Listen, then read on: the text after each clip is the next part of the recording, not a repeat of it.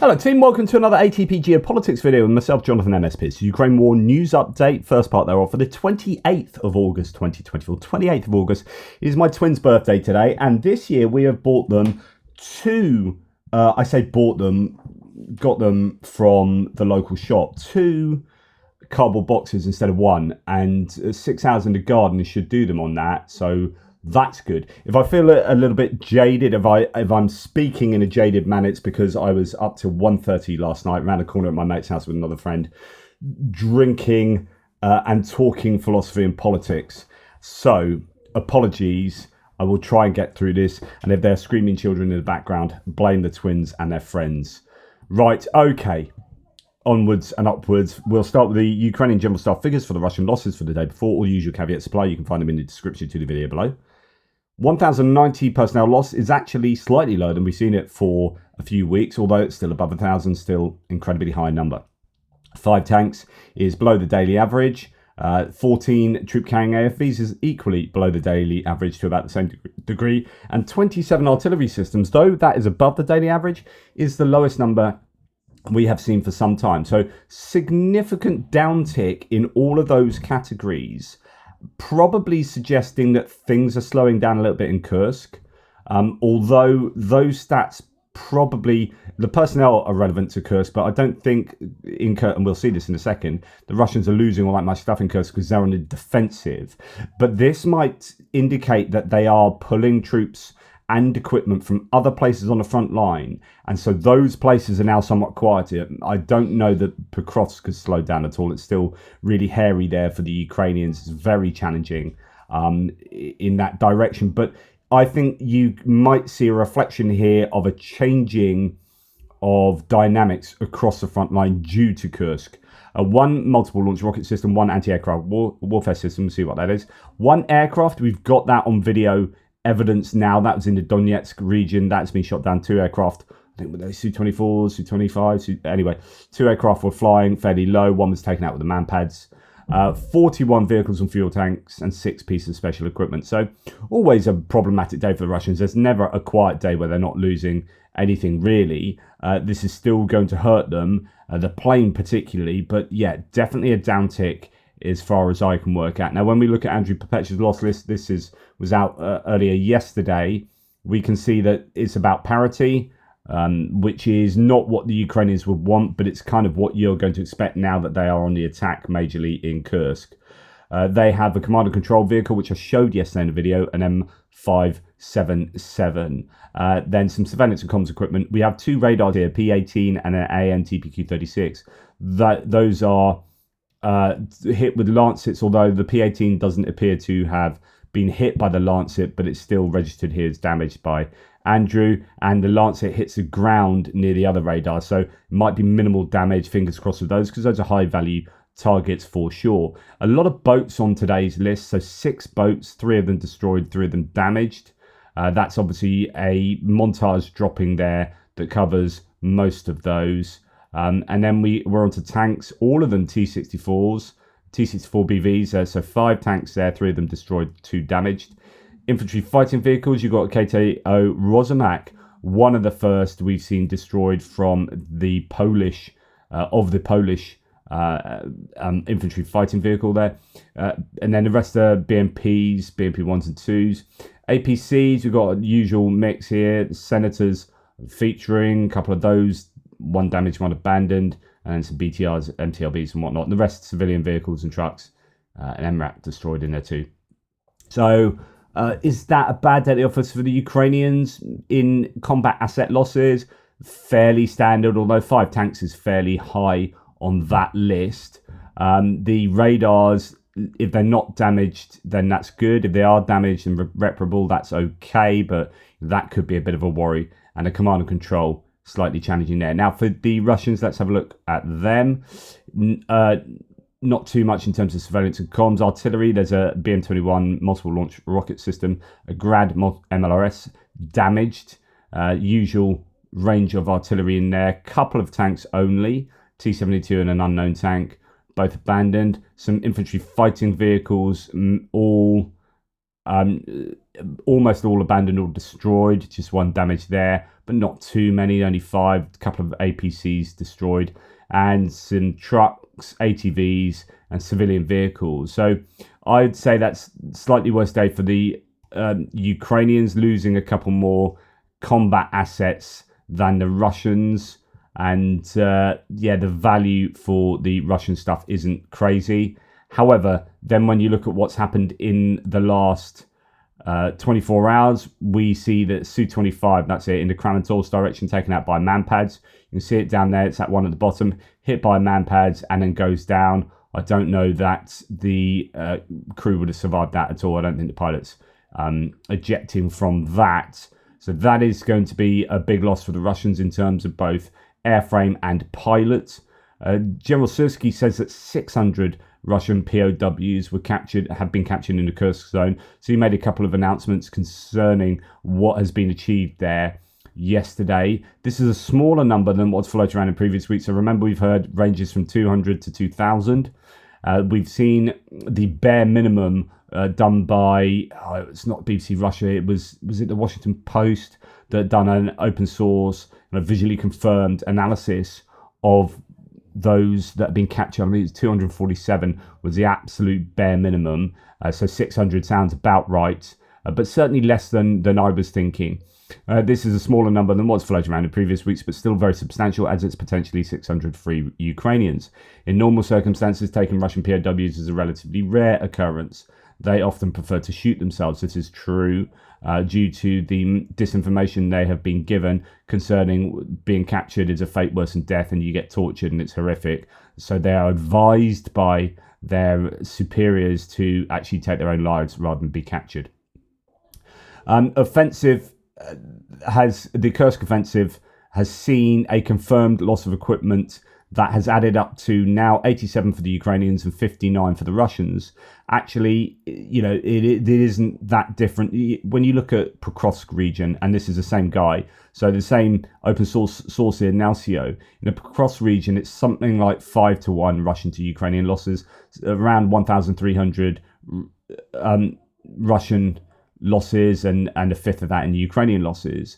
So for the Ukrainians to be on the attack, and it's almost at parity, like the addition here is 22 Ukrainian losses and 19 Russian losses, is not too bad. That's not too shabby for the Ukrainians there, considering we would expect them to be taking many more losses than the Russians. But yeah, as you can see here, some tanks, BMPs, command vehicles. These are all kind of mainly troop carrying vehicles with a few tanks thrown in.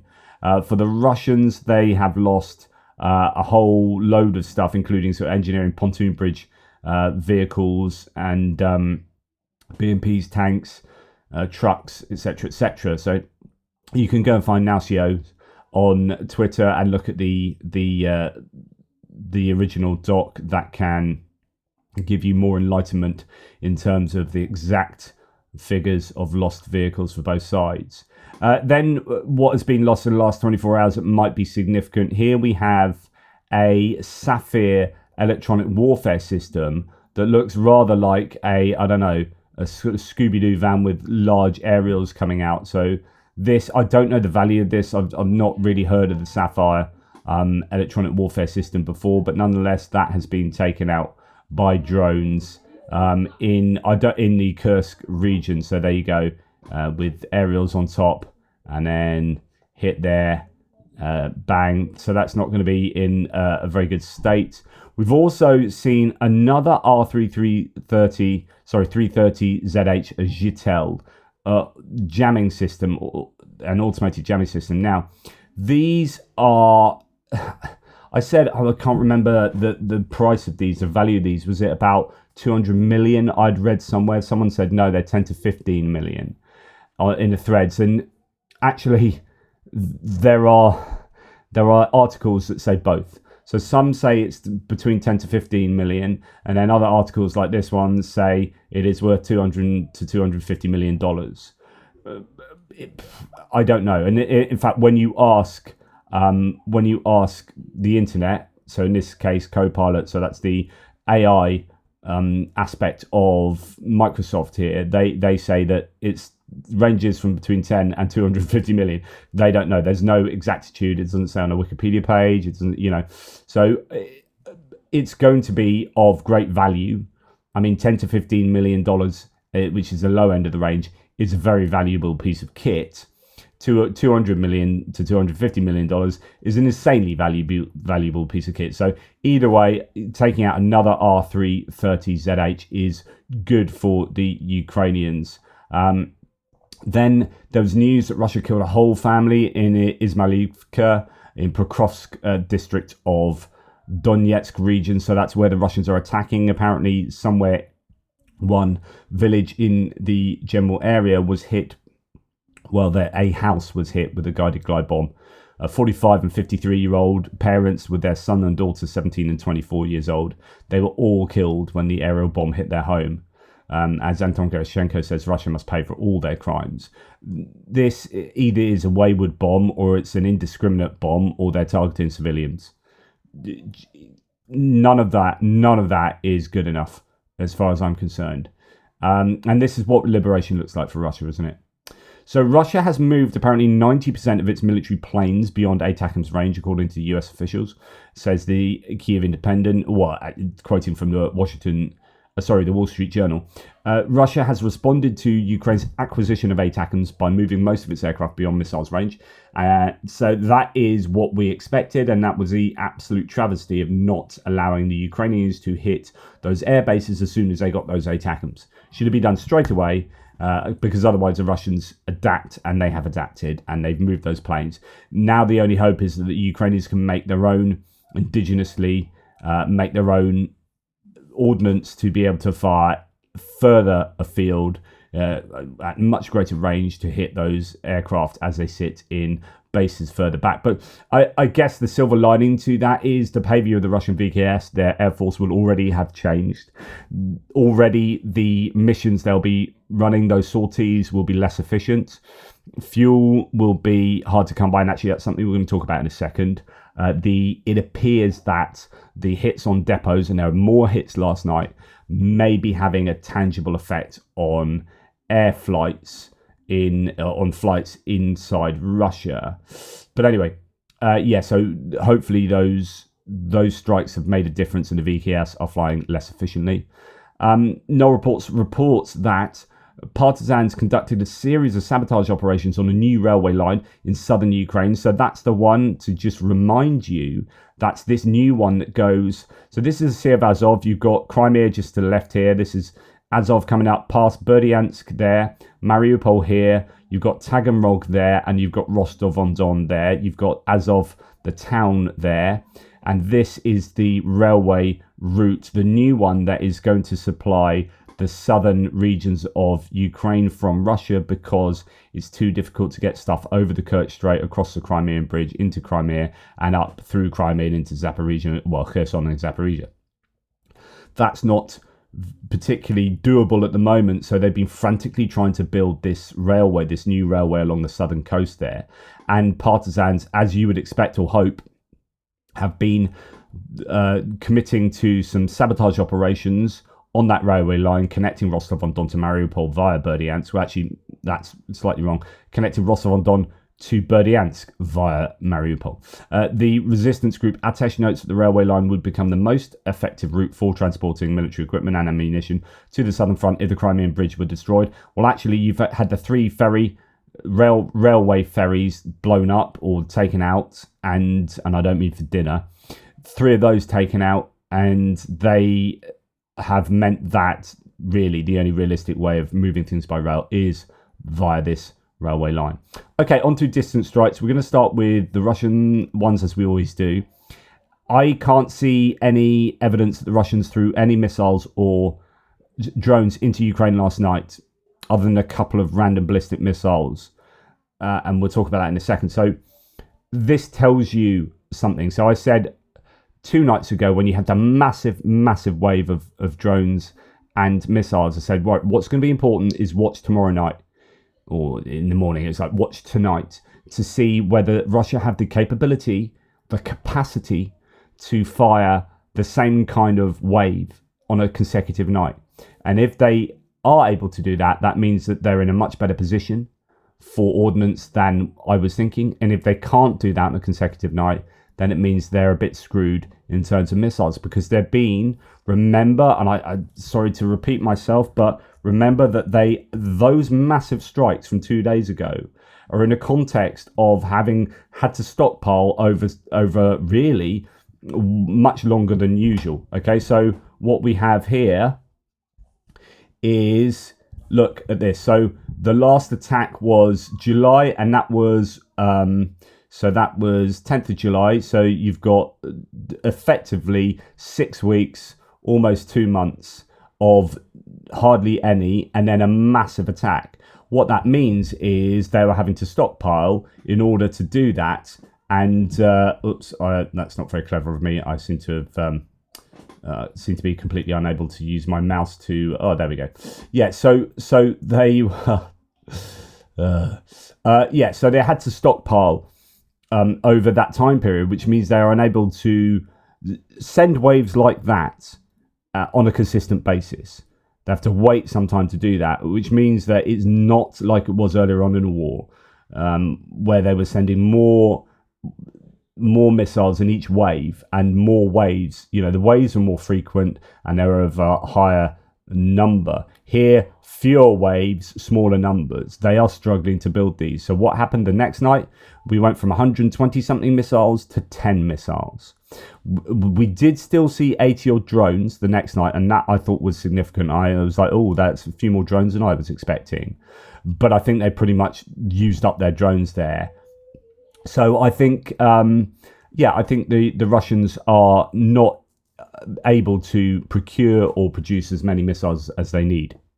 Now, yesterday, Kryvyi Rih for the second day in a row was hit. So the hotel was hit previously, and that was where journalists stayed. So it was a second hotel. There was Kramatorsk and then Kryvyi Rih, that it appeared the Russians had targeted purposefully, and thus indicating that they're fine with war crimes still.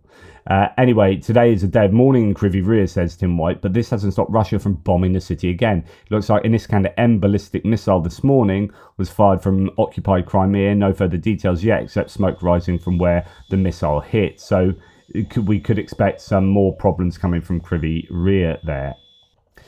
And we've heard that, that guided glide bomb also hitting the cross direction. Then there's some bad scenes apparently coming out from last night from Kharkiv, where 12 people were thought to have been wounded as Russia sprayed Izium with Tornado multiple launch rockets. Now, I don't know if this is the version of the Tornado, probably is, that is equivalent to HIMARS. That has actually a longer range than HIMARS, or whether this is a general MLRS Tornado.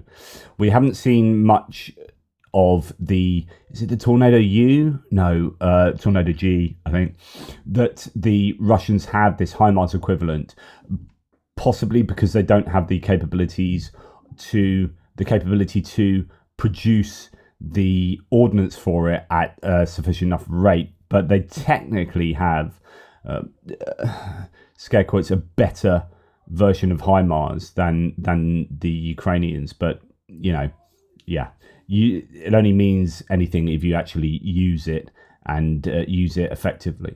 But anyway, here, private houses and a bakery were damaged. 5 of the injured are children. Whatever was used to strike whatever target in Kharkiv, it looks like mainly civilians were on the end of it. So par for the course there for the Russians.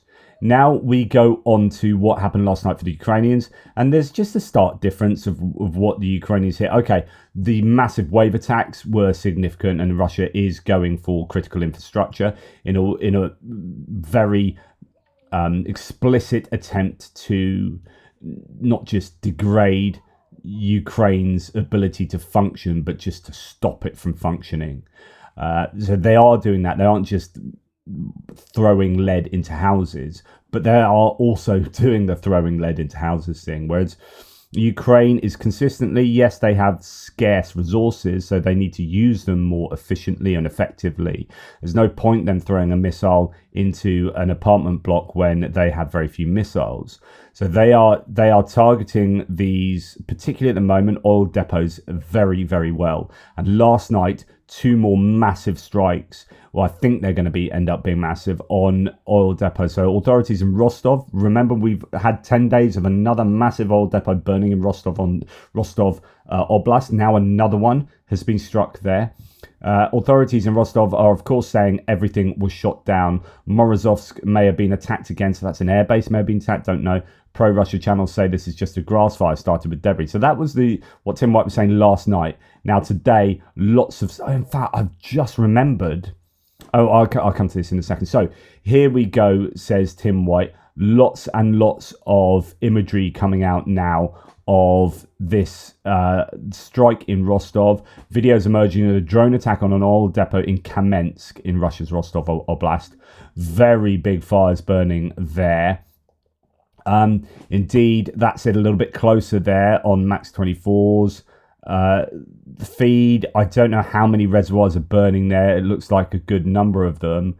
Overnight, Ukrainian drones successfully struck a large Russian fuel depot in Rostov, sparking a massive fire that continues to burn into this morning. Local Russian sources report the fire continues to spread through the storage tanks, and as you can see there, it looks like there's probably about 3 storage tanks on fire in that image. OSINT Technical shows another video there of just a massive rolling, burning fireballs coming out from those tanks. And again, from another angle, this was fairly close to the border in Rostov.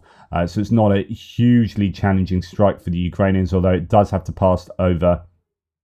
Any ordnance has to pass over occupied territory, and that's more likely to have air defences packed into there than sending it randomly across huge swathes of Russian land, but actually that land is less likely to have air defense capability. So fire continues to burn unabated this morning, so that's what it looks like this morning. Still really, it's just a massive fire, isn't it? And we're so used to seeing that now. It's been happening in various places around Russia for months and months and months, obviously, but this week's been particularly bad.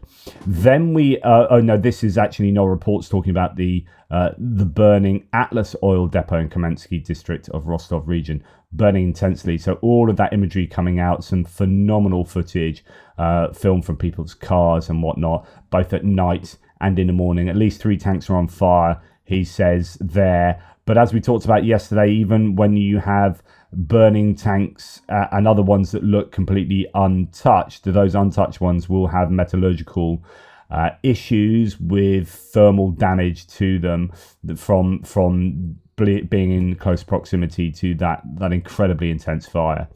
The fire at the Atlas oil depot in Kamensk-Shchetinsky area, Rostov region.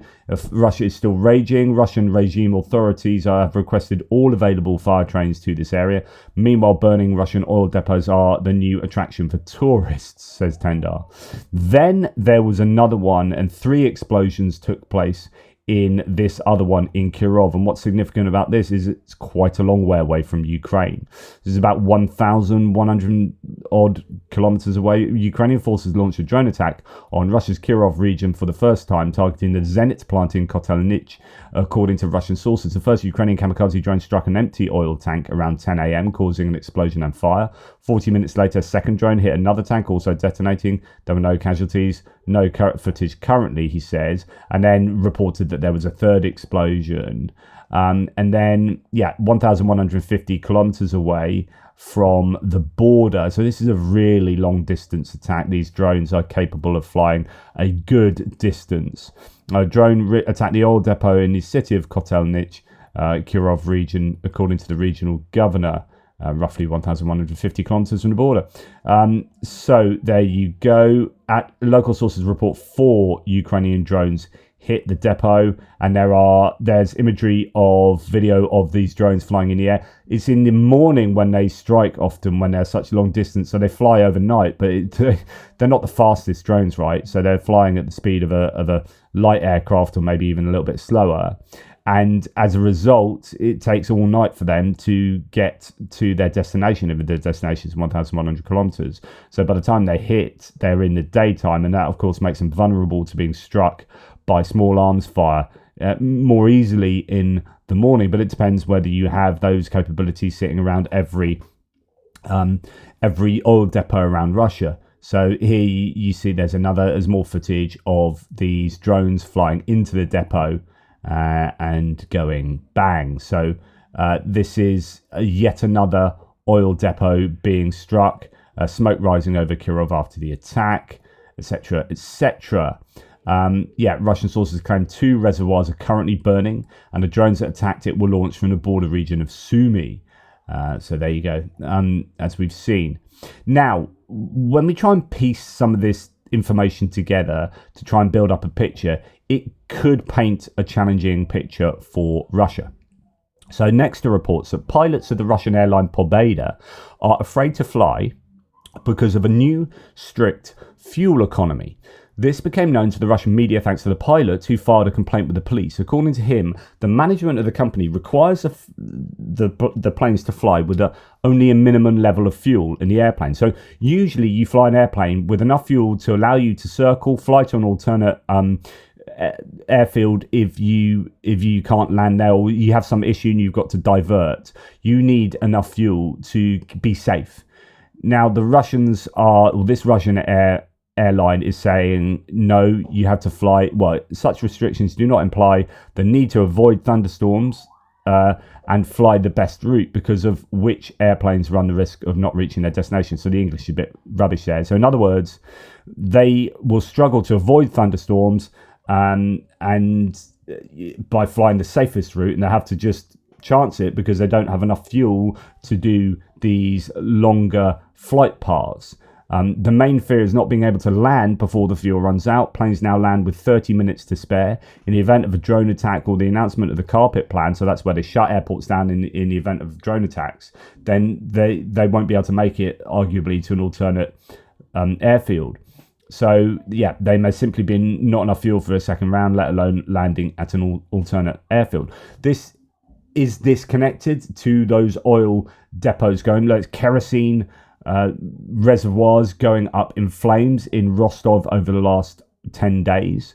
Are we starting to see a tangible effect of Ukraine striking those oil depots? Really interesting.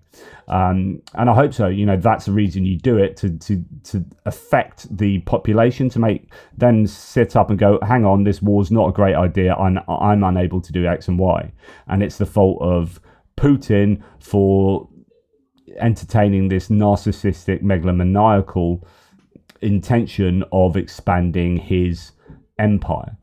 Okay, War Translated Dmitry adds in this other bits and pieces section, a Russian drone operator made a public appeal about an unjust situation after being transferred to a different regiment. All 4 drones he had purchased with his own money were illegally confiscated. He filed a complaint with the investigative committee, but instead of receiving justice, he and his entire company were subjected to humiliation. He was promptly sent on an assault mission and threatened with being nullified. While he is willing to die for Russia and the Orthodox cross, as he says, he refuses to do so at the hands of his own comrades. In other words, this doesn't make people annoyed enough at the whole idea of the war. The war is fine and we should be doing this, but the people that are in charge of me are plonkers, and I'm not going to die for their idiotic decisions or unjust meting out of punishments.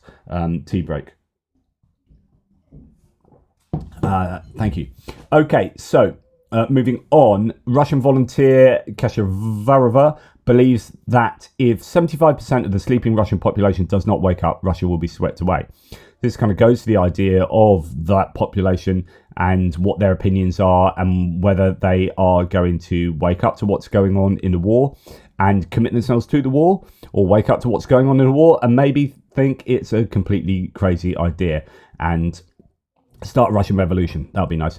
So if the Russian population doesn't wake up, they'll be swept away. She adds that far too many people are not able to feel the anxiety, the scale and the importance of what is happening until war knocks on their personal doors. I think this is a really interesting opinion, and this is why it could be useful for Ukraine to partake in these strikes that will hurt the Russian population. Not physically hurt them, but hurt them in their desires to go about their lives in a normal fashion, to shop how they like, or to buy things as they normally would, or to be able to drive or fly from here to there, because there's a lack of fuel, there's a lack of energy, there's a lack of goods, there's a lack of, there's massive inflation. Or how does this affect house buying? What are interest rates like? We're trying to get inflation in check. They're whacking up interest rates, which means borrowing becomes insanely expensive as they're trying to cool down the economy, etc., etc. So as she says here, we'll just go through the beginning bit and the end. In Russia, about a quarter of the population understands that there is a war going on. The rest are frozen in the position of a stupid, capricious child. If the remaining 75% do not wake up, we will be swept away and we will collect the corpses of our children all over Russia. I state this based on what I see at the front, what I see in the rear, and especially in the information sphere and in personal communication with thousands of people every day. For example, a drone flew into a multi-story building in Saratov. So if you remember the other day, a drone hit a block of flats in Saratov near the Engels Air Base, presumably redirected by electronic warfare, or went off course, or a mistake, because that wouldn't have been what they're aiming for. But anyway, that's what happened. Initially, they began to report that the downed debris damaged the house. Again, this is a lie. But then a video was posted where it was a direct hit. It hit and it hit. No one is saying anything special, but everyone and their dog has spoken out about the arrest of Pavel Durov. So everyone's talking about that. No one's talking about actual war taking place in the territories of Russia. Later, drones flew into residential buildings in Saratov. Residents of the region are in shock. They write in public groups, "War has come to our home. Dear ones, the war personally came to my home back in 2022, if not in 2014. Of course, war didn't come to Russia. Russia took the war to Ukraine." It's a ridiculous way of phrasing that, but nonetheless, this is a Russian volunteer, right? "Because I consider the whole country to be my home and not just my cozy sofa on which you cannot notice anything." And then, what else? But anyway, you get the idea. I don't know if it's worth going through the rest of that. But there is someone that is very cognizant of war expanding beyond the borders of Ukraine now, and telling those Russians to wake up. To that. Anyway, Ukraine battle map. Now moving on to Kursk here. Talks about the size of Kursk and the size of land that the Ukrainians have taken, about 1,210 square kilometers there. Since the start of Ukraine's Kursk offensive, Russia has taken 145 square kilometers in the Pokrovsk direction. So to compare what the Russians are doing in Pokrovsk to what the Ukrainians have achieved in Kursk, it appears that the Ukrainians are taking much more land than the Russians, even though the Russians are doing really well in Pokrovsk, or at least they are consistently taking land there. However, this is incredibly important land, and the Russians are getting ever closer to the very important logistical hub of Pokrovsk. And so I would say it is possibly not facile, but it is not useful enough to just compare the raw data of the amount of square kilometers each side has taken in their various places. In the Pokrovsk direction, Russia has taken 18 settlements with a population of less than 1,000 people since the start of Ukraine's Kursk offensive. However, in the last week, they have taken most of Novohorodivka with 14,000 residents pre-war. Have also taken the remaining parts of New York and the town of Konstantinivka in other areas of Donetsk Oblast.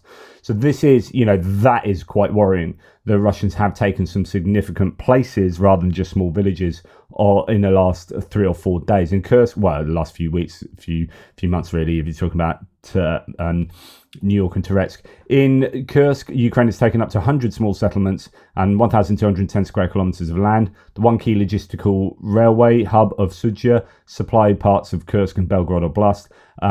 Ukraine entered up to 30 kilometers into the Kursk region. They have cut off land access to 570 square kilometers in the Glushkovko district. So this is the area down there beneath the same river, with 47 settlements and 20,000 people, and have partially surrounded the town of Koronovo, which now has only one supply route leading out of it for Russian forces. Both Russia and Ukraine have made significant gains in the past month. Russia has made significant gains in Donetsk, advancing closer to Pokrovsk. In total, they have taken 210 square kilometers of land in that oblast, in Donetsk Oblast, since the start of the Kursk offensive. At the same time, Ukraine has also made significant gains in the Kursk region, taking 6 times more land and 5 times more settlements than Russia, and successfully conducting its first large-scale offensive since the Kherson offensive in 2022. Russia's advances toward Pokrovsk continue, but will become more challenging the closer they get to the city of Pokrovsk, due to having a 27 to 27 kilometer by 15 kilometer bottleneck from their previous positions in March. Ukrainian forces are sending reinforcements to the area.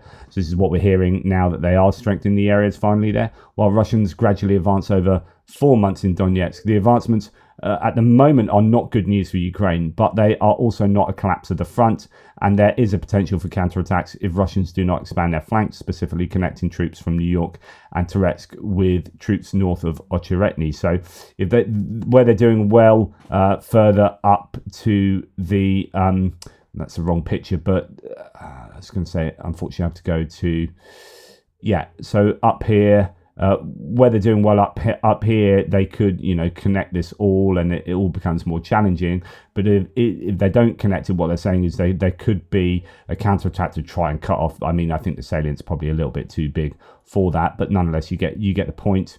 And then finally, below is a map of Ukrainian advancements in the Kursk region over the past 2 weeks. Ukrainian forces have taken more settlements in the past week, which will be identified in the future. So that that's a conservative estimate. Okay.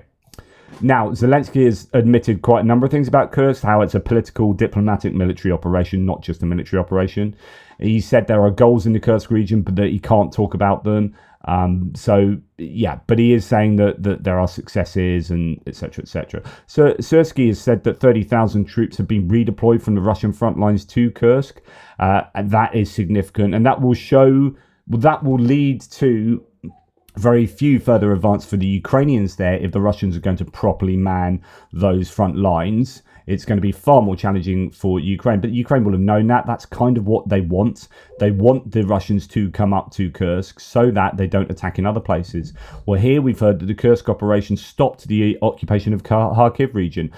The Kursk operation had and has completely different goals than a meeting of energy with colleagues, and there are goals that I cannot talk about. So that Zelensky is going back to, like, I can't discuss all the goals about the Kursk objectives or the incursion, but it definitely seems to have stopped the Russians attacking further to the south and gaining any more land in the two Kharkiv sectors. So Vovchansk appears to have stabilized there because of Kursk. So there's a success there. And also I'd say Chasiv Yar, and also I would say other areas on the front line that aren't Pokrovsk, some of the areas south of Vuhledar and Pokrovsk at the moment, and in Pokrovsk I include Toretsk and New York. Those two main areas are a problem for Ukraine for sure.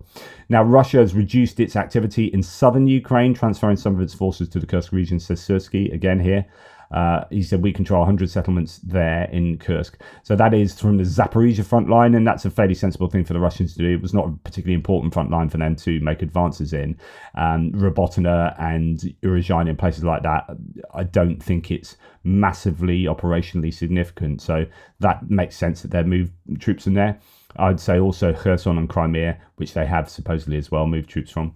Now, War Translated says Russians are saying now that that in the Kursk region, military vehicles are also getting speeding tickets on the highway. So I reported yesterday that the speed cameras are still operating. People are running away from FPV drones and getting speeding fines for driving too fast.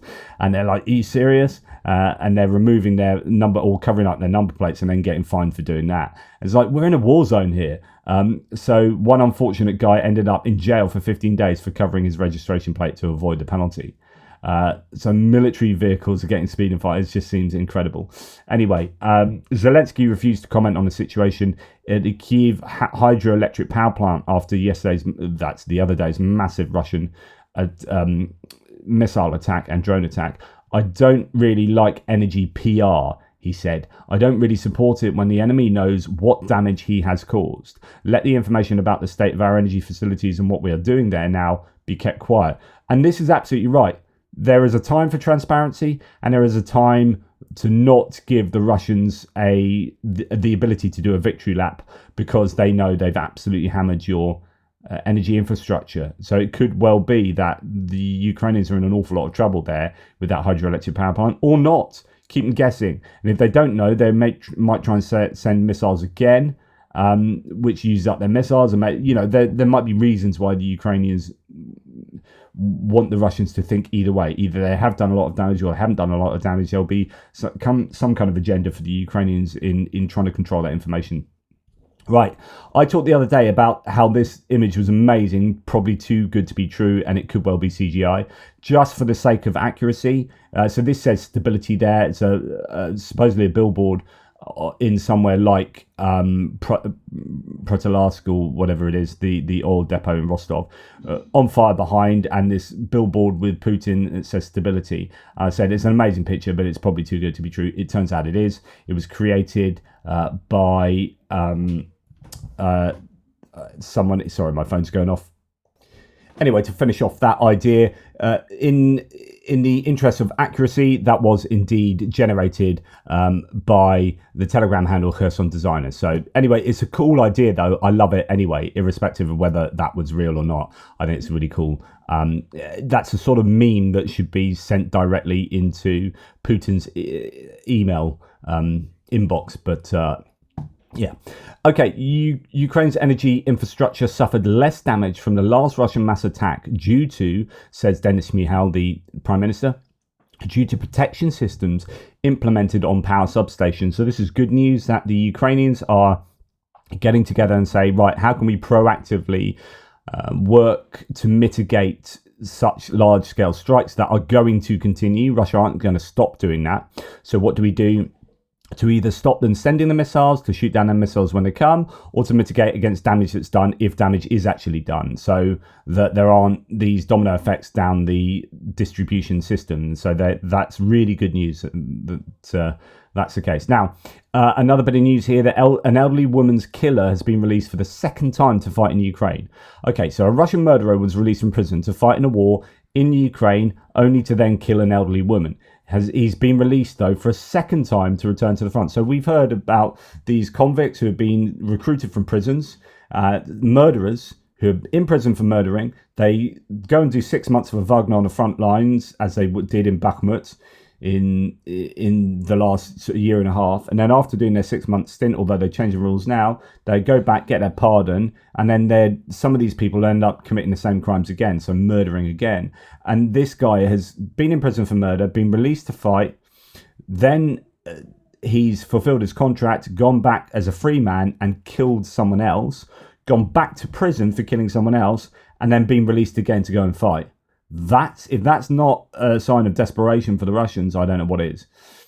Quote, grandma's killer has escaped punishment for his crime again and has gone to fight in a war, says Anna Pakareva, the granddaughter of Yulia Biuskik, telling the BBC. In 2022, Ivan Rosomakin was released from prison where he was serving a 14-year prison sentence for murder to join Wagner.